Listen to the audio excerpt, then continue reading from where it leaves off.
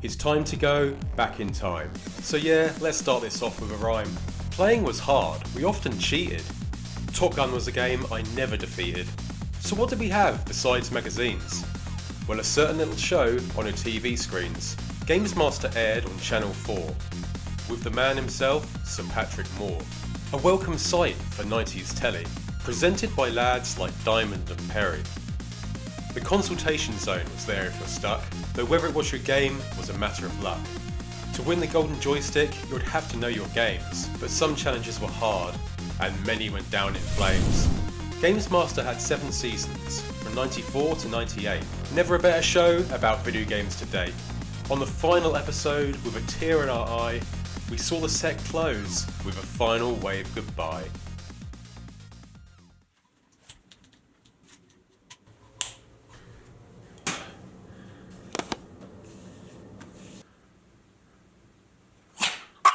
Give me a high five.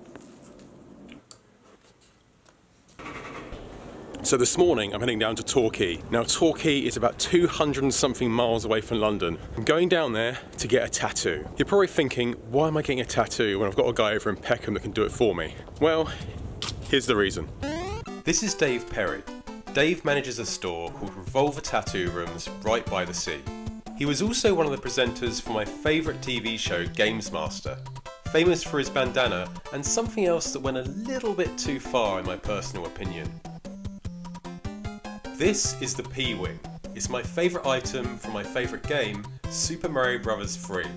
Not to mention, it was the first ever challenge on Gamesmaster to collect 50 coins.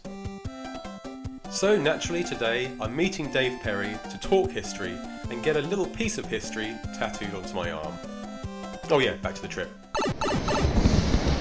I've got so many tickets, it's unbelievable.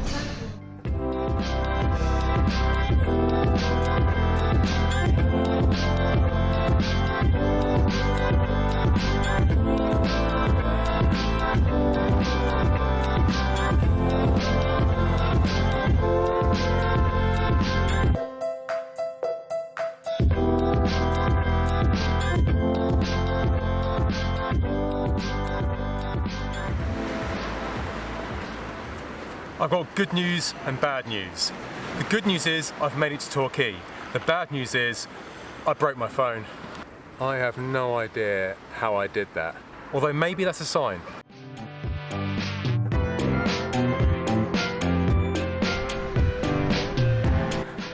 I'll tell you what, it's really nice here, but I do feel far from home. Just shit, it's 1:45, my phone is broken, and I might be late. I hope not. You ever see The Exorcist? Yes, it's up here.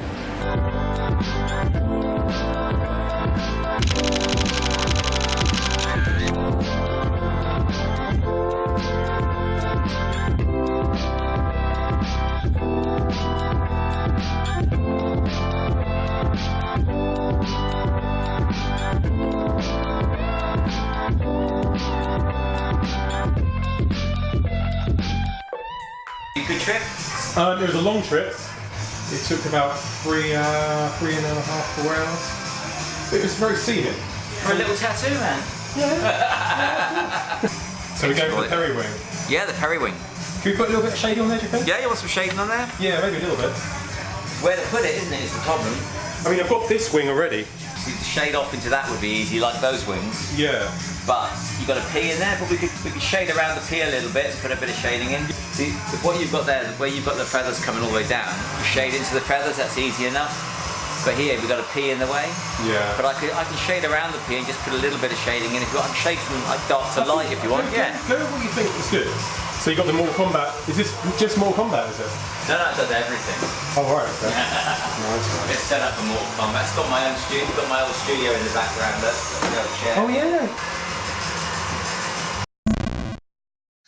You're not a fan of Nintendo? I never was. More Sega guy. Yeah, back in the golden age, as they call it, you know, when 8-bit became 16-bit and all that. Yeah. Now, you know, people will have a PlayStation sitting next to their Xbox or whatever, you know, a PC, they'll be playing games on their iPads, they'll be, you know, there's games machines all over the place. But back in the day, as it were, it was very tribal, and you were really encouraged to choose sides, and you were either Nintendo or you were Sega. I was a bit of both, to be fair. I was a bit of Nintendo and a bit of Sega because I had both. Yeah. I wasn't a rich kid either, but I somehow had both. I don't know. You sound like a rich kid. 2 consoles, fucking spoiled. And a 32X as well. Pick a fucking side. I think deep down I was Nintendo. Yeah. Well, Nintendo, I think, came through as being the connoisseur's console in the end. Possibly not least because it was the hardest to get initially, because obviously Sega 16-bit hit the UK first, and everyone was, you know, if you wanted to be Nintendo, you were buying a Super Famicom and import games until the SNES came along with games like F-Zero and things like that, which kind of took over. And of course, if you wanted to play the beat-em-ups, if you wanted to be a bit of a beat-em-up purist, the only place to play Street Fighter was on the SNES, so you kind of had to go across to the SNES if you wanted to play Street Fighter. It really only got going when Sega brought out the six-button joypads. Once they brought out the 6-button joypad, you could play. It was better then, in my opinion, because you had all the buttons you needed on the joypad as opposed to having to use the shoulder buttons on the Nintendo pads, which obviously is pretty alien if you're used to playing the arcade machine. You don't. Back in the day, back in the the 16-bit days, the golden age. I was Amiga and then I was Sega. I heard somewhere the kids that won the Gamesmaster joystick didn't actually get it. They sort of held it and then had to give it back. I've heard some stories about that. I know in the first season they definitely got given away. The Gamesmaster Golden Joystick was my creation, completely my idea, along with a gentleman called Richard Secular, who worked for a joystick company. And what happened was, when we were setting up Gamesmaster, what you have to remember with Gamesmaster is there was no precedent. It had never been done before. No one had ever had a video games TV show. So we didn't know what we were doing. So originally we arranged loads of prizes for the winners. Cool shit like arcade machines and holidays and things like that. And then we found out that Channel 4 has rules about the value of prizes on children's television. Because of the timing that Gamesmaster was going out, it was considered children's television. So we had to scrap that. So we needed a prize that was universal, that people would want to eat. Something like the Crackjack pencil used to be, you know what I mean? But obviously a bit better than a pencil. Something relevant to the games industry. So we were trying to work it out, and I was sat talking to Richard Secular, who was a good contact and a friend of mine at the time, and he said, we've got a load of golden joysticks here. I said, well, what do you mean? He said, well, for our best sellers, retailers, he said, we award them a golden joystick for being a good customer. He said, I've had loads made that we haven't handed out. They're just sat in the stock room here. I said, well, bring one along, let's have a look. So he brought one along, absolutely perfect. Yeah. So we pitched it to Hewland. They loved the idea. So we got all the original golden joysticks on the show. We didn't have made, they were already made. They just came from Spectra Video or whoever it was. I think it was Spectra Video. And so we just recycled them and used them, if you like, so that for further shows then they had to start being made specially for us. But that's how the golden joystick came about. What I realised at the start of the 90s was that the world doesn't give a shit about video games. Okay? Not the real world, not the straight world. Okay, our world, in our bedrooms, we in our front rooms now, bedrooms as was, it's a real big deal to us. It's a multi-billion-pound industry now. But the world doesn't give a shit. The world cares about music, the music industry. The world cares about films and the film industry. The world does not care about video games. Yet video games now is as big, if not bigger, than those two other industries. But no one gives a shit. Why not?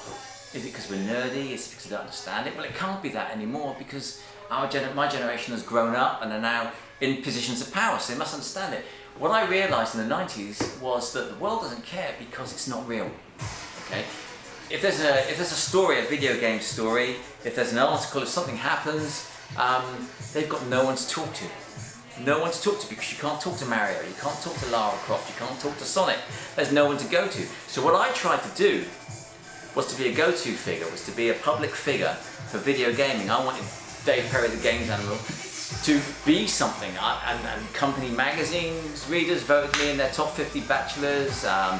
Tabloids, The Independent wrote a 5-page article on me, the Daily Mirror flew me up to Manchester to do promotions for them, I opened Virgin stores. I was becoming a media personality as opposed to just being a gaming personality, which was important. And I thought everyone would follow me. And I thought if I could open the doors and knock down the walls, people would follow me. And then once the games industry had real people who caught people's imaginations, then the whole industry would go overground and become as high profile as films and radio, and then we could all have a great time. Well, I'm glad you're back, man. There we go, the Periwing.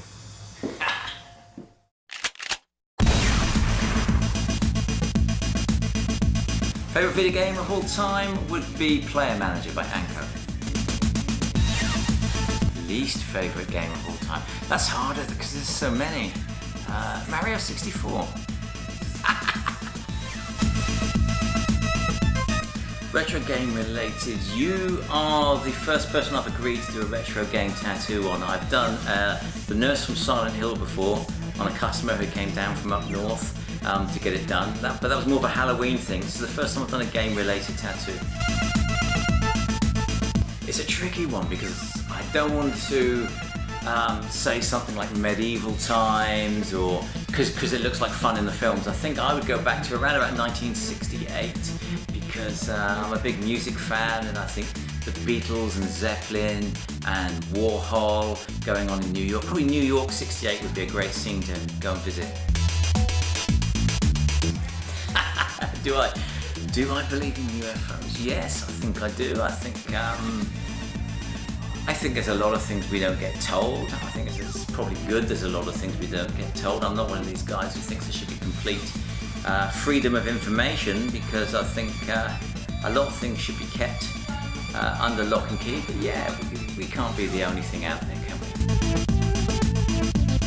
Good question. No, I don't, because I like to believe it's got a better home now. With me, it was just sitting in some boxes in storage. I'd show it to people occasionally when they wanted to see it. It was a special one. It was from the first season, and the production team gave it to me in light of my work on the show. No, I don't regret it. A little bit maybe, because it'd be fun to have it around, but no, it's gone to a collector, and it's being loved and it's being revered, and that's how it should end its days. I moved house about 3 years ago, and I downsized everything, and I had all my game stuff. I'd kept retro stuff for years and years and years. I had every system, tons and tons of games, boxes and boxes and boxes, because I thought I would get them all out one day and have a big retro room somewhere. It became clear that I wasn't going to, and that the money would be a little bit more use than the old games, so I sold them all. I've kept a few things. I've kept the original bandanas I used to wear, most of them.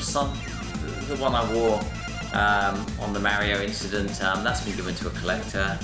My jacket's gone to collectors. I've kept a lot of old photos. I've kept some old scripts. I've kept the Dave Perry Combat Pad, which was a joypad that was made by a company to be endorsed by me. I've got the prototype of that for nostalgia value. Yeah, of course I would. Let's do it on the back. Yeah. There you go. Thanks, man.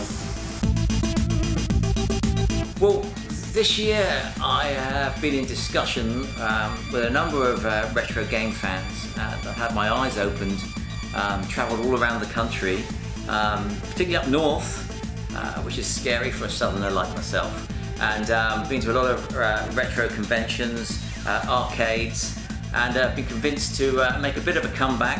We've opened a YouTube channel, Games Animal TV, and we plan on making a retro gaming TV show next year, which we will finalise at Revival 2018 in Warsaw. We'll be filming some stuff live there and then showing it for the first time, and then that'll be launched. And if we make further TV shows off the back of that, for broadcasting over YouTube, which I'm told is the new thing, then we're gonna give it a go. I mean, we're gonna try and bring some gaming TV back.